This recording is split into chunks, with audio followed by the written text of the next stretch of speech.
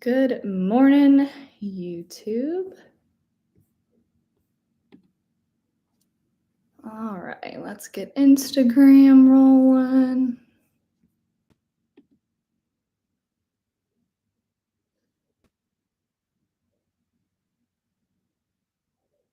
Just a little bit early here, YouTube.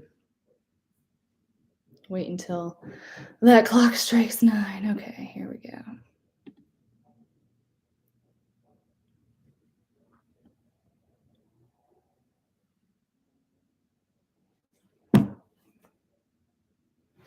Good morning, everyone.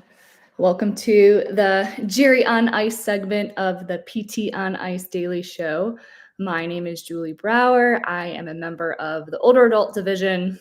Excited to be talking to you all this morning about the term successful aging and why that may be a dirty word.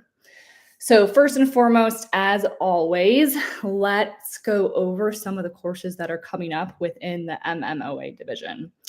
So our next 8-week online course, Essential Foundations, starts in August. On the road, we slow down a little bit for the summer, but in June and July, what we have coming up is in June, we will be in Montana and New York. And then in July, we will be in Connecticut, Georgia, and Idaho. So June and July, Montana, New York, Connecticut, Georgia, Idaho.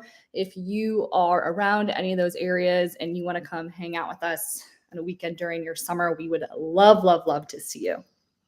Okay, so let's dive into our topic. Successful aging. Is it a dirty word? So I think as fitness forward clinicians who have a deep rooted, in our heart and soul's belief that active aging is successful aging, need to expand our perspective and check our biases here. I sought out a blog that was written by Ashton Applewhite. Many of you know who she is. She is one of the most prominent anti-ageist activists who are out there right now. And we can always leave it up to Ashton to challenge our biases. So even when I'm thinking that I'm doing a really good job at promoting anti-ageism and within my own belief system, being anti-ageist, Ashton Applewhite comes in and totally gave me a gut punch and has made me completely expand my perspective. And so what I want to do this morning is share with you the blog post that I read, some takeaways from there, and then I dug a little deeper and looked into some research.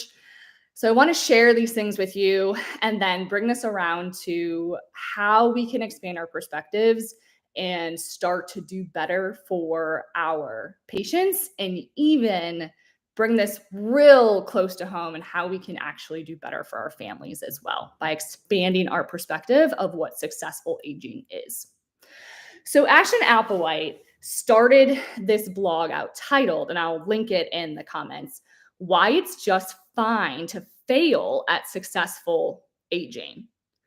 And she opens this up by saying successful aging, that model actually leaves ageism unchallenged and actually contributes to it.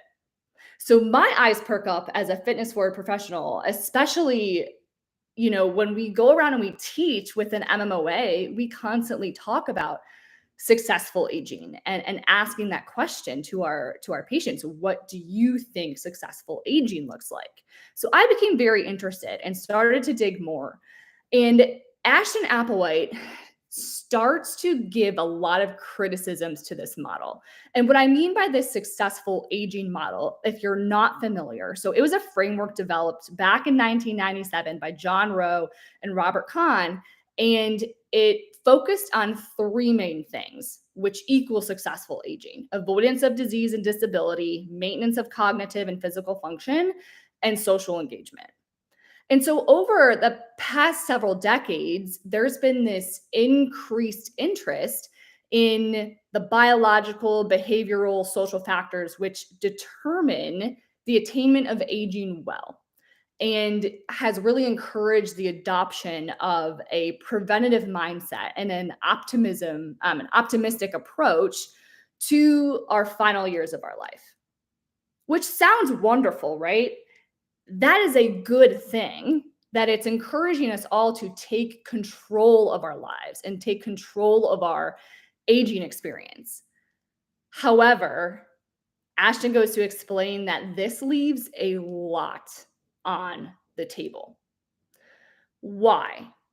Well, because successful aging kind of puts our aging experience into this binary construct of either we're successful or we have become a failure, right? It puts us into this binary construct of activity and passivity, success and failure, productivity and unproductivity, health and illness, and doesn't allow a whole lot else to be considered successful.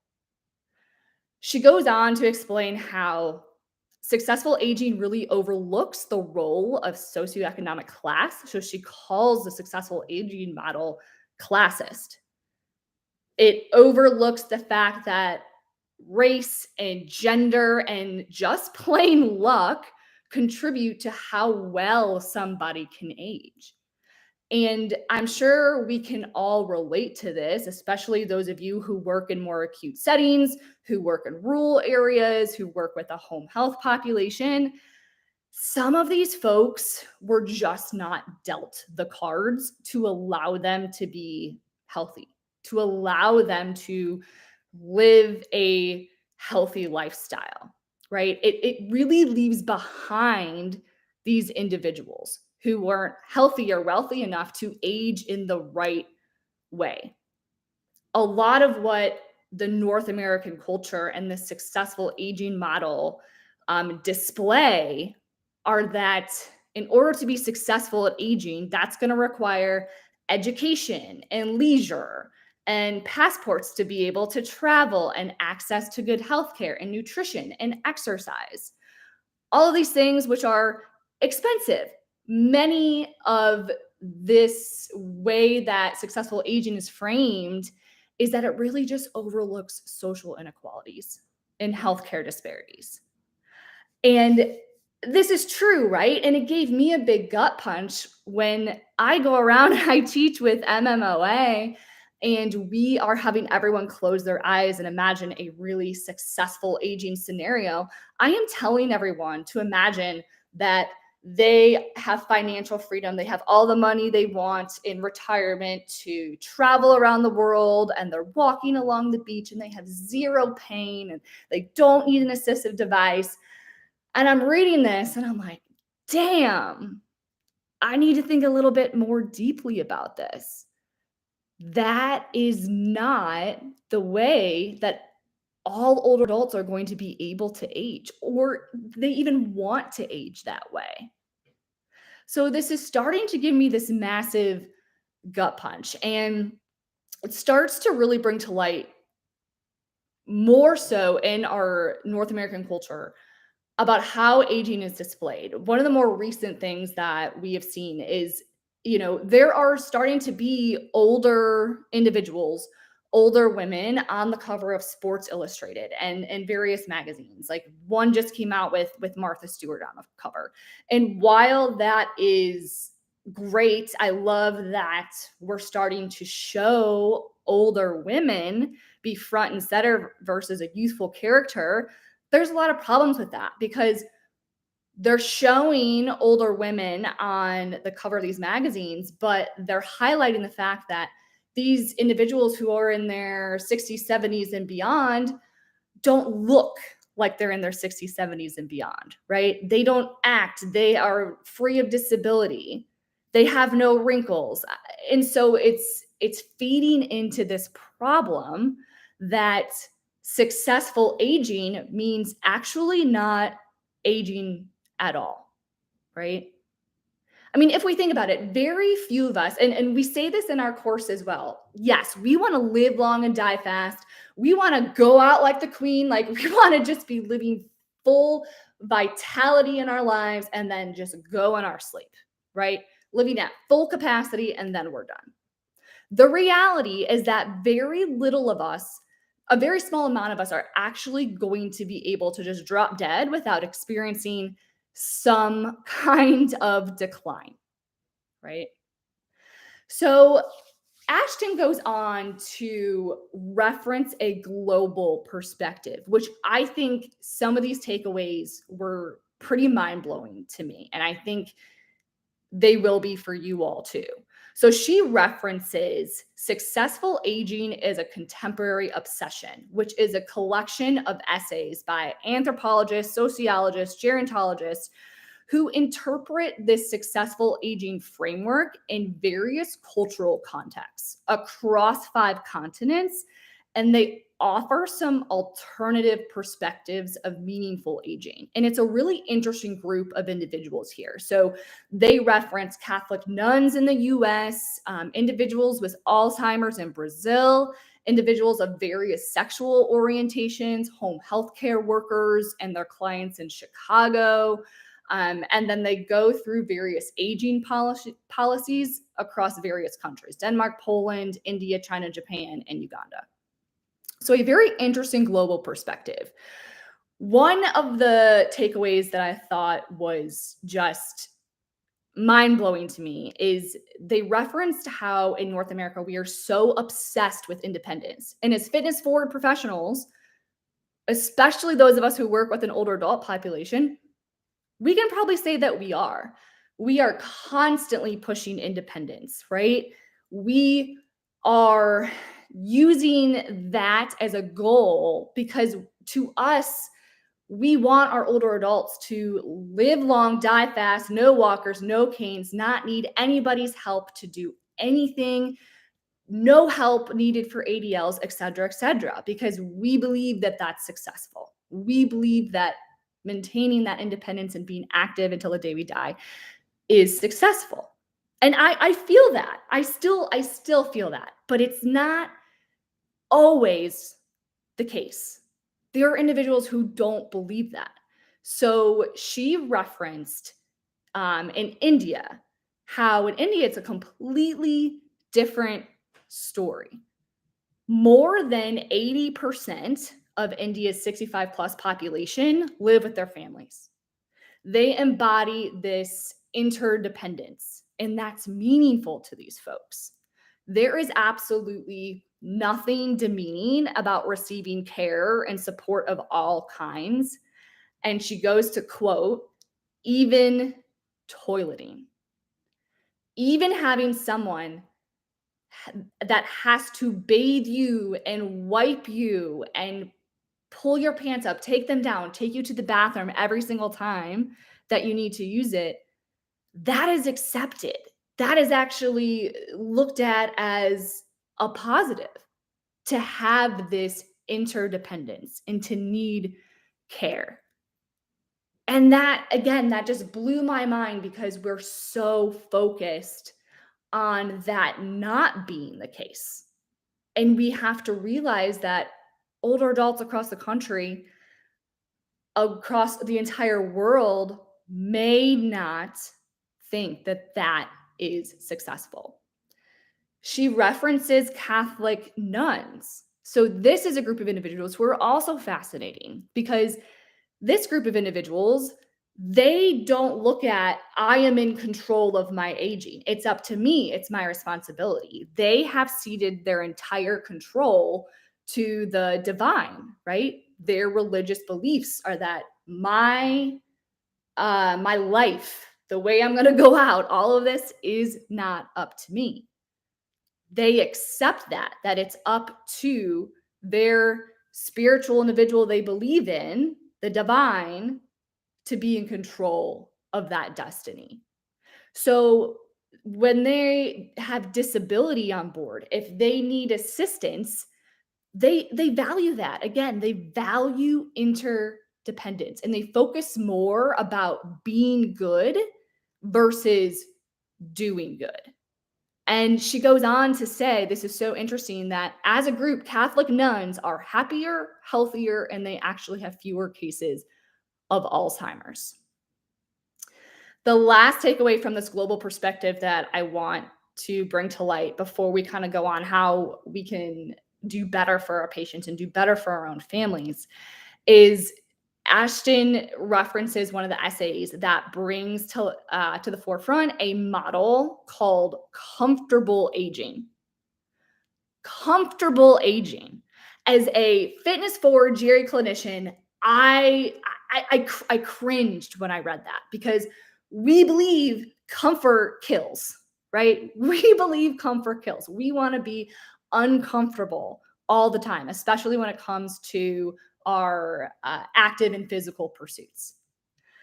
So she goes on to say that as opposed to us focusing on this successful aging, where again, it's this binary construct of either you're successful or you're a failure, instead, being comfortable is something that can be subjectively defined and it's attainable.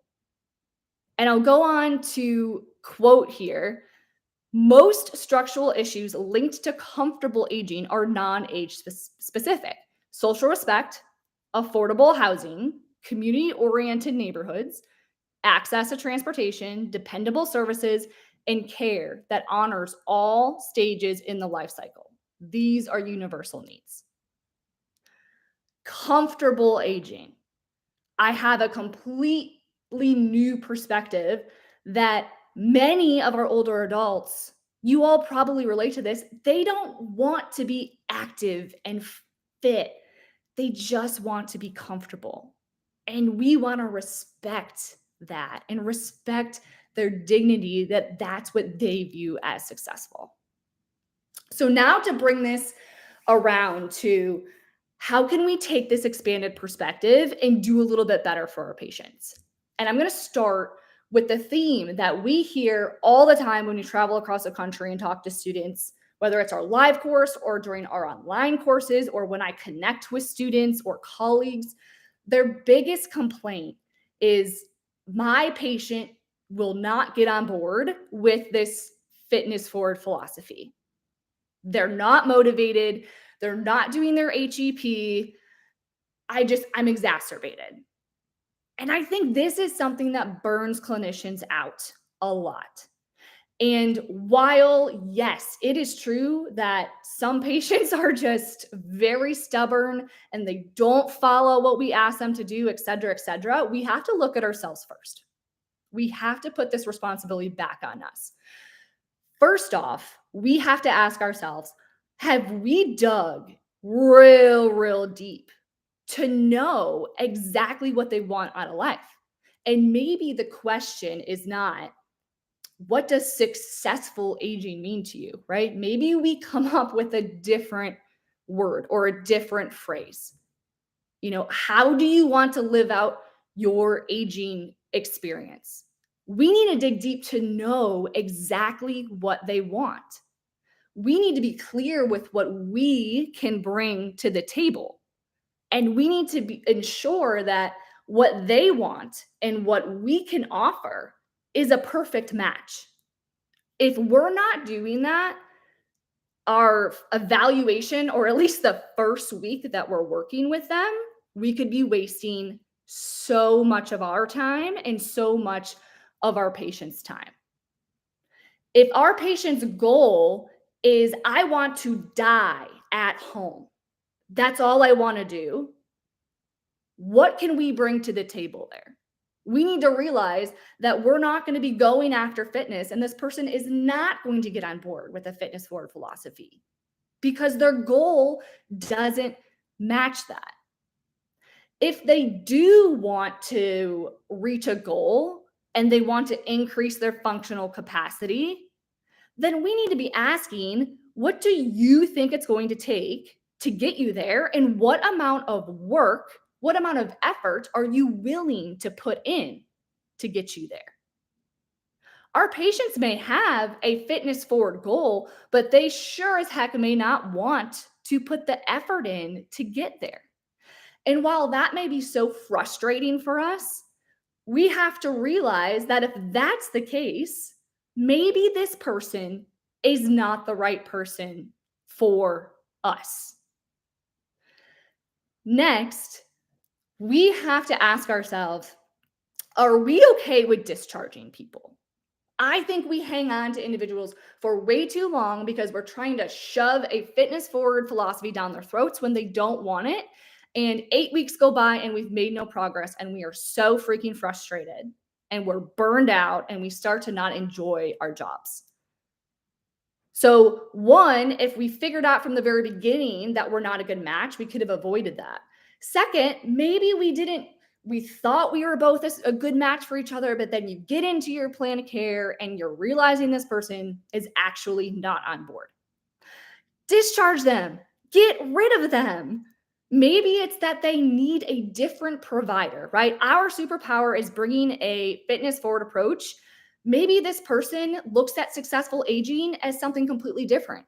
Maybe it's that they want those social interactions or they want something completely different. They want to just have meaningful time with their caregivers, right? We need to realize that we aren't a perfect match for this person and discharge them or refer them out to someone else who can actually be the perfect match to help them reach their goal of what they find to be meaningful aging.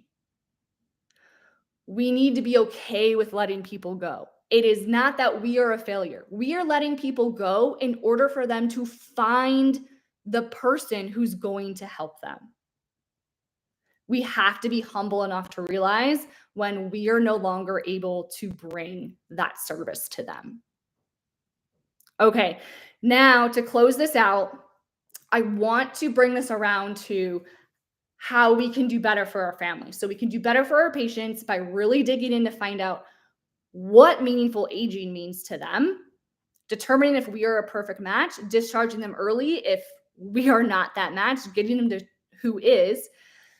Lastly, when it comes to our families, many of you probably have family members who do not live an active lifestyle, and it frustrates you to the ends of the earth.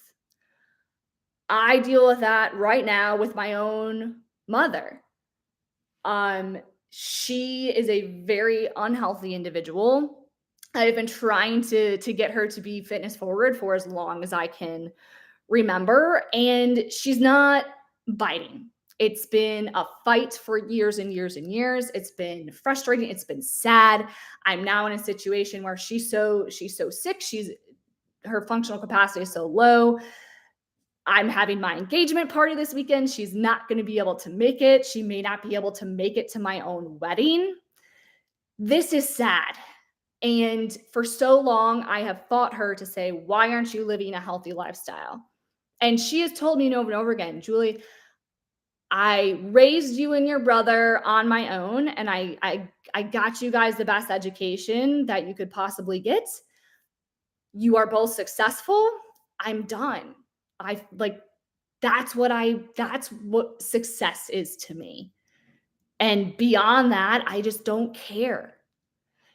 And I have thought that for so long because I want her to be a part of my life for as long as possible, especially as I go through getting married and creating a family.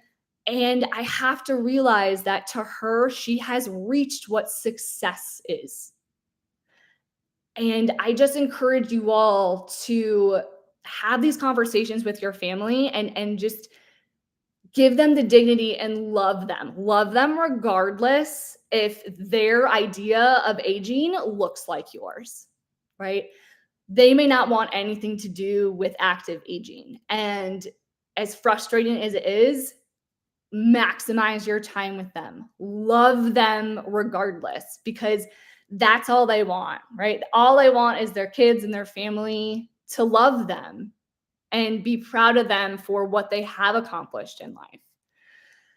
So I will end it there.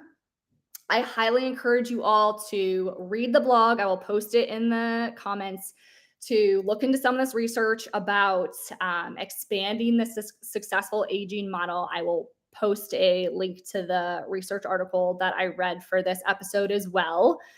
Think about those few things that I mentioned in terms of doing better for your patients and really figuring out what meaningful aging is to them, determining if you're a perfect match. And very lastly, but 100% not least important, love your family. Love your family who hates fitness and is never going to exercise, and who may be going down a slow decline of deterioration in their health. Love them so hard anyway. All right, y'all. Have a wonderful rest of your Wednesday. That was a really long one. Last one, I PR'd at like 13 minutes. This is over 20 minutes, as per usual for me. But all right, we'll talk next time.